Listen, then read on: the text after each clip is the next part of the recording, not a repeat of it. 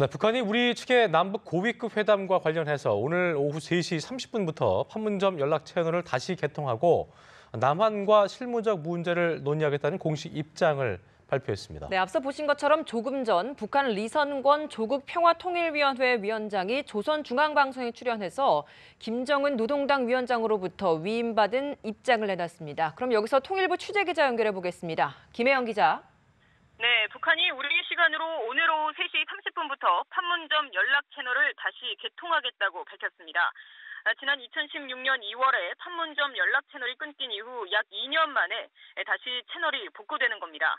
리선권 조국평화통일위원회 위원장은 조금 전 보신 것처럼 조선중앙방송에 출연하고 김정은 노동당 위원장의 위임에 따라 이 같은 입장을 발표했습니다. 리선권에 따르면 김정은은 청와대의 환영 입장과 문재인 대통령의 지지 의사를 보고받고 긍정적으로 높이 평가하며 환영의 뜻을 표명했습니다. 아울러 당 중앙위원회 통일전선과 조평통 국가체육지도위원회를 비롯한 단위들이 남한 당국과 진지한 입장과 성실한 자세를 가지고 실무적인 대책을 시급히 세우라고 주문했습니다. 특히 평창올림픽 대표단 파견 문제를 포함한 관련 문제들을 남한과 제때 연계하도록 한국 시간으로 오후 3시 30분, 평양 시간으로 오후 3시부터 판문점 연락 통로를 개통하라고 지시했습니다. 김정은은 특히 남북관계 개선 문제가 민족의 기대에 맞게 해결되는가의 문제는 전적으로 남북 당국이 어떻게 책임 있게 문제를 다루는지에 따라 달렸다고 강조했습니다. 리선권은 이처럼 김정은의 발언을 전달하면서 최고 지도부의 뜻을 받들어 진지한 입장과 성실한 자세에서 남한과 긴밀한 연계를 취할 것이라며 대표단 파견과 관련한 실무적인 문제를 논의할 것이라고 말했습니다. 아울러 다시 한번 평창올림픽 경기대회가 성과적으로 개최되기를 진심으로 바란다고 덧붙였습니다. 다만 리 위원장은 어제 우리 정부가 제의한 고위급 회담의 수락 여부에 대해서는 구체적으로 언급하지 않았습니다. 이와 관련해서 청와대 윤영찬 국민소통수석은 북한 판문점 연락망의 복원의 의미가 크다면서 상시 대화가 가능한 구조로 가는 것으로 평가된다고 말했습니다. 다시 한번 정리해서 말씀드리겠습니다. 북한이 우리 시간으로 오늘 오후 3시 30분부터 판문점 연락 채널을 다시 개통하겠다고 밝혔습니다. 지난 2016년 2월에 판문점 연락 채널이 끊긴 이후 약 2년 만에 다시 채널이 복구되는 겁니다.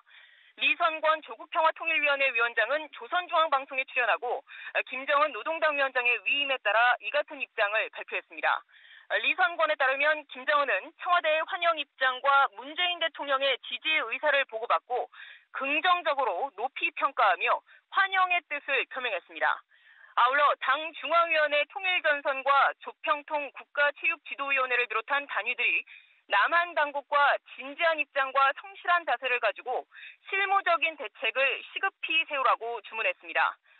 김정은은 특히 평창올림픽 대표단 파견 문제를 포함한 관련 문제들을 남한과 제때 연계하도록 한국 시간으로 오후 3시 30분, 평양 시간으로 오후 3시부터 판문점 연락 통로를 개통하라고 지시했습니다. 김정은은 특히 남북관계 개선 문제가 민족 기대에 맞게 해결되는가의 문제는 전적으로 남북 당국이 어떻게 책임 있게 문제를 다루는지에 따라 달렸다고 강조했습니다.